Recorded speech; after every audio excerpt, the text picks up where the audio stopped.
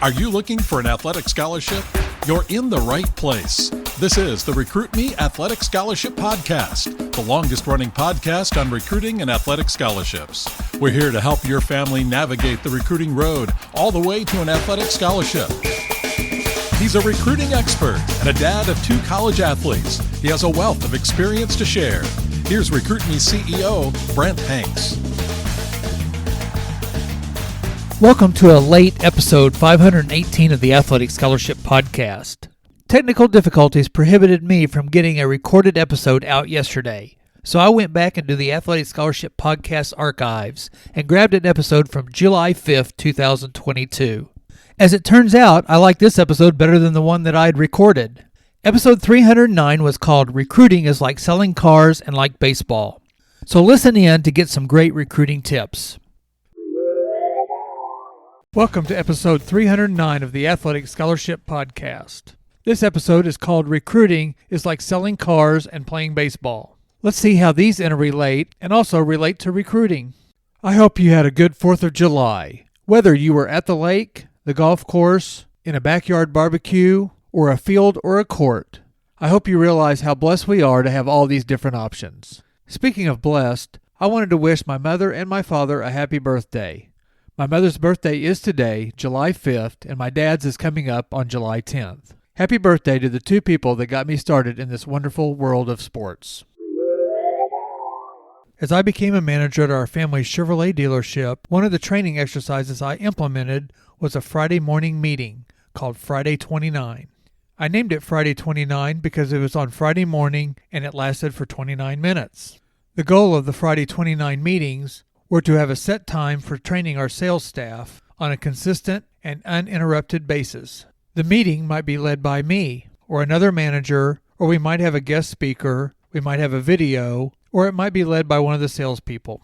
Subjects of the meetings might be a product walk-around, where the salesperson would study a car or a truck and teach the other salespeople about the vehicle so they could all learn more and be able to help the customer know how the car or truck would fit their needs. We might bring in our extended warranty representative to talk about how the extended warranty can benefit a customer, or we might bring in a vendor that installed vinyl clear paint protection, again, on how the product will benefit the customer. A manager might introduce a new procedure in doing paperwork, or might teach some key steps on making a sale. One of the Friday 29s I put together was a comparison of car sales to baseball. One of the comparisons was car sales was like baseball because of stats. In baseball, you have batting average, OBP, on-base percentage, slugging percentage, OPS, on-base percentage plus slugging, ERA, earned run average, and WHIP, walks and hits per inning pitched. These are all ways to analyze a player's performance in a game, a portion of a season, a whole season, or a player's career. In car sales, you keep track of the number of customers that come on the lot, the number of phone calls, the number of internet leads, the number of sales, a closing ratio, sales versus the number of customers. You also have a test drive percentage, a percentage of deals written or offers made, or the number of appointments made. Well, in recruiting, you have stats too. In recruiting, you make a list of schools and do research on schools and the coaches. Then you, the recruited student athlete, develops an introductory email and sends it out to all the coaches on your research school list. From there, you get a response, and then you can calculate your response ratio. An example is that you email or contact 50 coaches at all levels, and then over the next 3 weeks or so, you keep track of the responses you get from coaches. If you get 23 back, then you had a 46% response percentage. You can even break it down into responses from each level. You might get 4 out of 10 junior college responses, 8 out of 12 Division III responses, 4 out of 7 NAIA responses, 5 out of 13 Division II responses, and 2 out of 8 Division I responses. So your JUCO response rate would be 40%, your Division III is 67%, the Division II 38%, and the Division I is 25%. Now, it is hard to compare percentage to other recruits, because, as I've said many times, everyone's journey is different based on the numerous variables. You can keep going on your stats by tracking and recording responses from future or follow-up emails, calls, texts, or DMs with coaches. You might even make 2 follow-up emails and send one of them to half the coaches and the other one to the other half of the coaches, and see which one gets a better response. Keep track of the number of campus visits you go on, and how many you're invited to come on, both official visits and unofficial visits. Go back and listen to episodes 225 and 226 for more information about visits. So stats are very important in business, in baseball, and recruiting, as you can see. Another aspect I covered in the baseball to business comparison in the Friday 29 meeting was how both have fundamentals. Selling a car has basic steps to a sale. Steps like prospecting, preparation, meet and greet, presentation, handling objectives, closing, and follow-up. There are many variations of a sales process, but there are still a few basic fundamentals that every version incorporates. The more times a salesperson, in his or her own way, follow the sales steps properly, the more successful sales they will get. Well, baseball and all sports have basic fundamentals in each action of that sport. Baseball has hitting fundamentals, fielding fundamentals, and throwing fundamentals. In baseball, like all other sports, balance and proper body position are important. Bend those knees, low center of gravity, and body alignment play a huge role in any physical action. As you build on those physical foundations, you can add more skills to your base. The Recruit Me 3.0 system covers building the foundation correctly, like a house's foundation. In recruiting, an early, research-based foundation is highlighted in the Athletic Scholarship Podcast and the Recruit Me resources. The best time to start your recruiting education foundation is as you enter your high school freshman year, and you start with a solid academic plan. Also start to do research on what you, the student-athlete, want in a college experience, and also to work on your body and your sports skills. As you move through your high school sophomore year and your body and your skills mature, you will move into more steps in the recruiting process. The 7 steps to an athletic scholarship that Recruit Me provides are: Step 1, select the right schools to contact. Step 2, write a great introductory email. Step 3, create your own player profile. Step 4, build your questionnaire. Step 5, track your communications. Step 6, send one-page updates. And Step 7, make your school choice wisely. So selling cars or anything has a process with basics. Baseball or any sport has its fundamentals, and recruiting has its basic steps that will lead you to success. If you are past your freshman and sophomore years of high school, you can still use the steps for recruiting. You just have to start and speed up the process. But you can't use shortcuts. You have to set the foundation correctly. The last comparison I made to the salespeople about how sales and baseball are similar is how you have to prepare, both physically and mentally. In baseball, you may be an outfielder in left field, and after 5 innings of play, you haven't had a ball hit to you the whole game. After 15 outs and probably over 100 pitches, not one ball came your way. But you have to be prepared for the ball to be hit to you on every pitch, and be ready to react properly and make the correct play.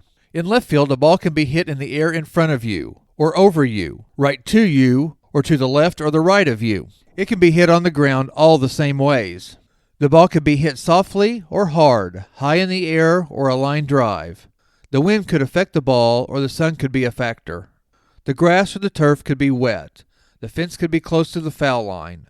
Or there could be factors of what the score is, how many outs there are, or how many runners are on base. All of these factors for every pitch. The one time you don't prepare or are not engaged is usually the time the ball is hit to you. No action for an hour and a half, and now all hell breaks loose, and you have to be ready. Selling cars is similar. You can come to the office at 8 a.m., make a few calls, then wait for a customer to come in. You get no action until lunchtime, and then you come back from lunch, watching every car that drives in the entrance. One car goes to the service shop, the next car goes to the body shop, another to the parts department, the next car to another salesperson, so no action for you.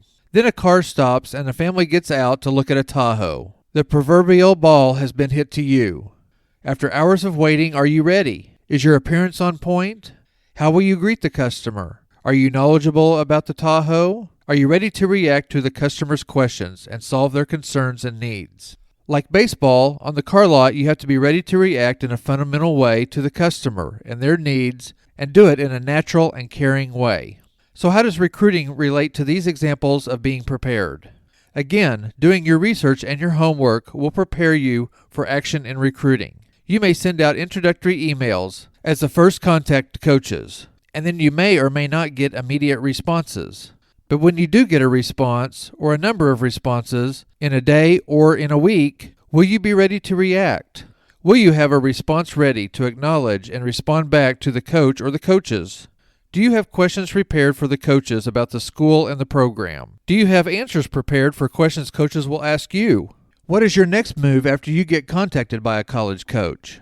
What is your next move if you don't get contacted by a college coach? When you get contacted by a college coach by email, text, phone, or DM, do you have a way of keeping track of those communications? By being prepared ahead of time, by visualizing as many different situations as possible that you may come across, whether you are in sales, playing your sport, or being recruited, you can respond to most situations in a timely, calm, and effective manner. This glimpse into my previous car business world and the Friday 29 meetings we had shows a relationship between sales, baseball, and recruiting, and how the foundations of each are so important to success in each field. Building a good, firm foundation by preparing and doing research and being ready to tackle as many possible situations is related in all three of the subjects I covered today. Using fundamentals or basic steps to guide you through the proven process is essential to be successful in all three subjects.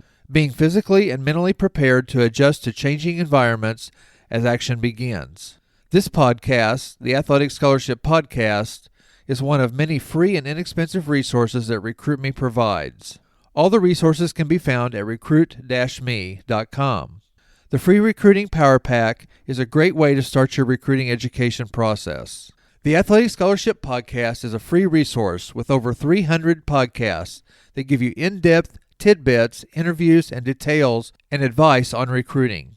The Athletic Scholarship Playbook and the Athletic Scholarship 24-Month Planner and Journal, both books authored by RecruitMe founder John Fugler, can be purchased on Amazon or by contacting me at brent@recruit-me.com. These are great inexpensive recruiting resources to get you started, to get you on the path to an athletic scholarship, and to keep track of your contact with coaches to help you make your decision on the best fit for you. The most comprehensive resource that RecruitMe provides is the RecruitMe 3.0 Athletic Scholarship System. You get a full step-by-step system to guide you to a scholarship.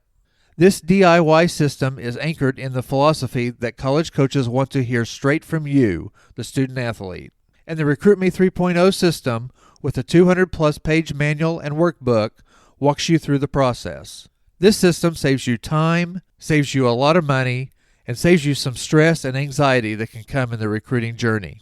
It is a great value if you have one student-athlete that is getting recruited, and if you have more student-athletes in the house, it becomes an even better bargain.